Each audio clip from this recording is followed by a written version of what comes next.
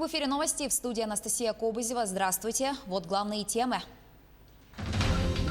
82 новых случая коронавируса выявили в Якутии за сутки. Соблюдают ли масочный режим жители региона?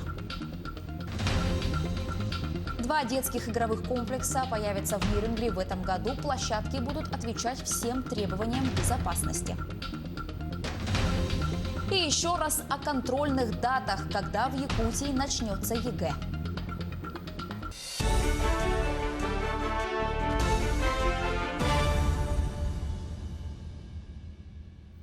Продвижение проекта строительства моста через Лену и других инициатив, направленных на развитие Якутии и всего Дальнего Востока, стали яркими отличительными чертами двухлетней деятельности Айсена Николаева на посту главы Якутии.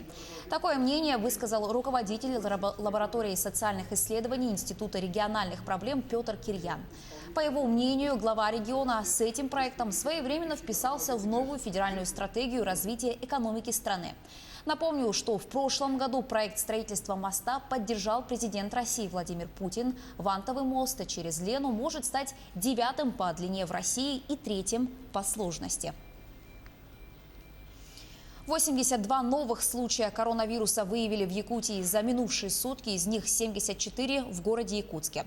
В тяжелом состоянии сейчас находится 18 человек, выздоровели 73. Как сообщил глава региона, сегодня в 16 часов закроются оптовые базы на территории города Якутска до понедельника. Также напомню, что сегодня все учреждения в столице региона проведут санитарную обработку. Режим самоизоляции на территории города Якутска сохраняется. Об этом сообщил глава Якутии Айсен Николаев сегодня во время брифинга по эпидситуации. С завтрашнего дня у нас наступает режим дезинфекции для непродовольственных магазинов, которые 30 и 31, то есть субботу-воскресенье, не работают. Торговля продовольственными товарами, она будет работать в субботу. В воскресенье не будут работать. Оптовые базы сегодня закрываются в 16 часов до понедельника. Также будет закрыт городской парк для дезинфекции. Общественный транспорт в субботу-воскресенье в городе Якутске ходить не будет. Тоже будет проводиться дезинфекция и санитарная обработка. Строгий масочный режим начал действовать в Мирном со вчерашнего дня. Учитывая, что львиная доля населения уже отказалась от средств защиты, принять новые правила им будет непросто. Анна Брянская продолжит. Послабление режима самоизоляции мирнинцы восприняли буквально.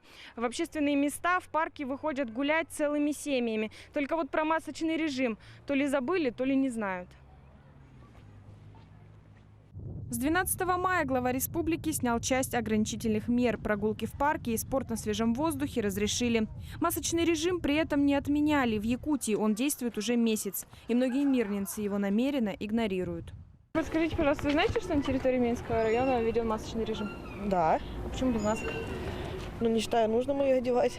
Есть у меня в кармане. Я просто сняла. На улице он не действует. Действует только в общественных местах, закрытые помещения.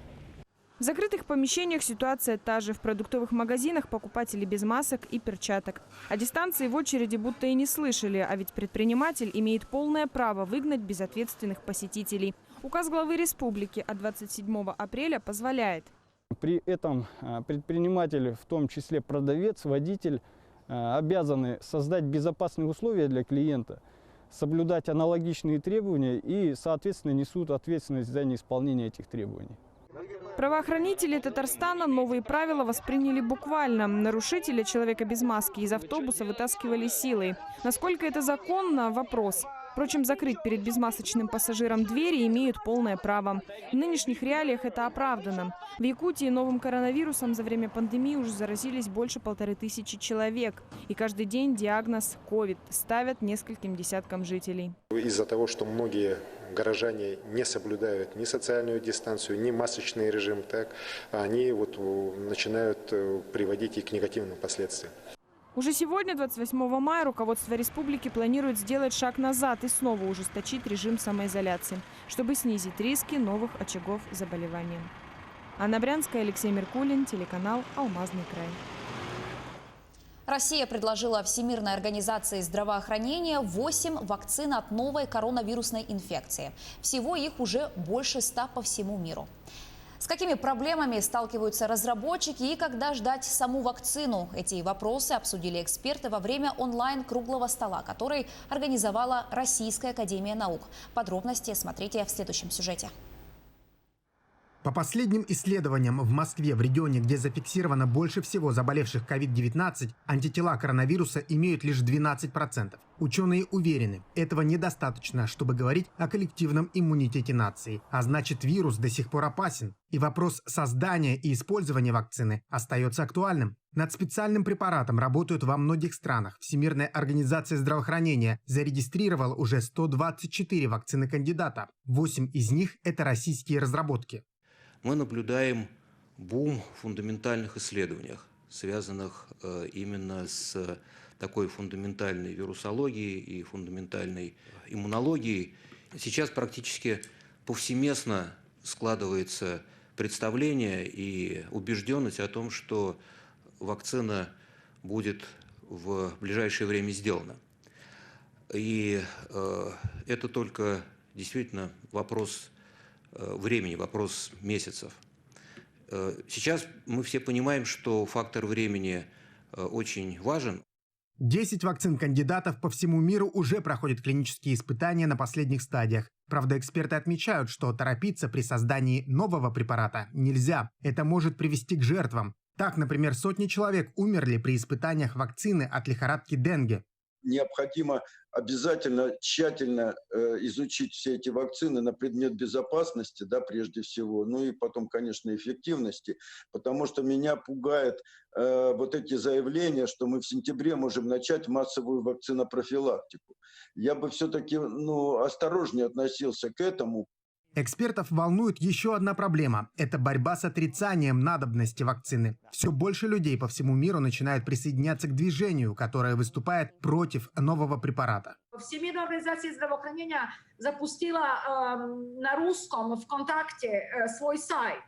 Я каждый день расстроена, когда там читаю, что вакцина будет убивать людей, что вакцина будет вредить людьми.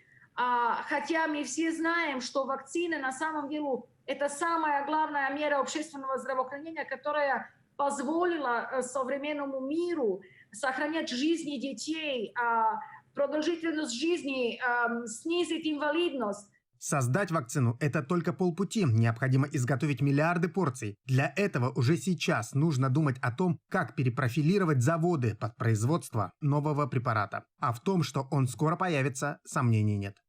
Максим Кардозу, Виктор Олесов, Москва. Жители села Амги вот уже 2 месяца воюют с турфирмой «Хикари». Они не могут вернуть деньги за авиабилеты. В конце мая более 30 участников ансамбля песни и танцы «Ама Чичере» должны были поехать на международный фестиваль в Санкт-Петербург. Но поездка сорвалась из-за пандемии. Куда только не обращались жители села, ответ один – ждите. Буквально вчера компания вышла на своих клиентов и сообщила о возврате авиабилетов ваучерами. При этом не дали время обдумать предложение. Наши дети в составе ансамбля «Ама Чичере» на эти весенние каникулы должны были представлять республику на международном фестивале в Санкт-Петербурге. В связи со сложившейся в стране ситуацией с этой болезнью наши дети не смогли выехать. И до сих пор не можем решить вопрос с возвратом денежных средств ни за билеты, ни за путевку. Уже май месяц.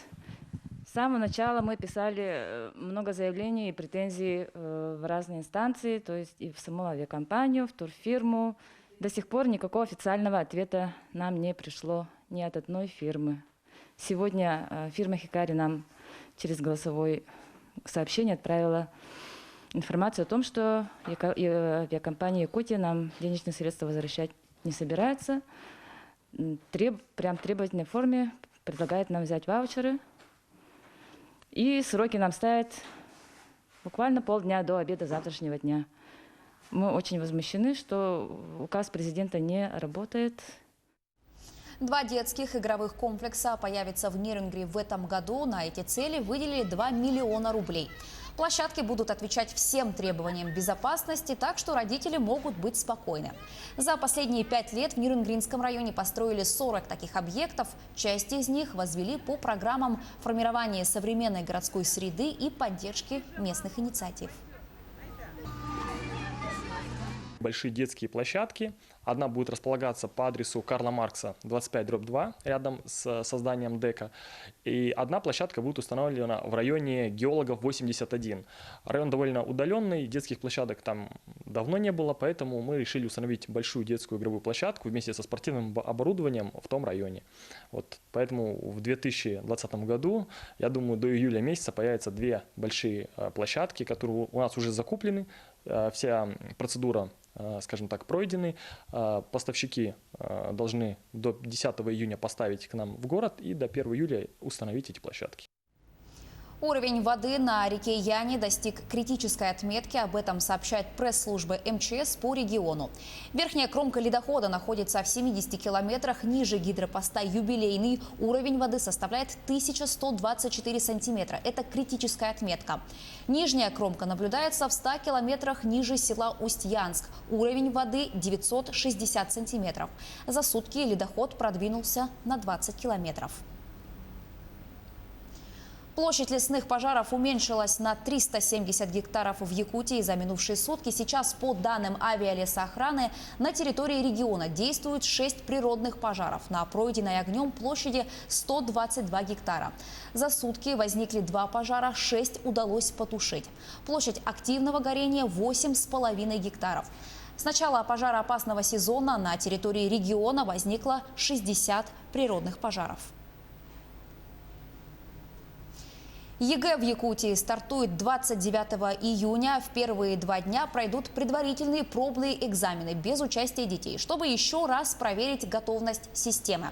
Об этом еще раз напомнили в региональном министерстве образования и науки. Очная сдача единого государственного экзамена пройдет с 3 по 23 июля включительно. Резервные дни запланированы на 24 июля по всем учебным предметам, кроме русского и иностранных языков, и 25 июля по всем учебным предметам. Для получения аттестата об основном общем образовании и среднем общем образовании ОГЭ и ЕГЭ в этом году сдавать не нужно. Аттестаты выдадут всем выпускникам на основе итоговых годовых оценок. К этой минуте у меня пока вся информация. Не переключайтесь.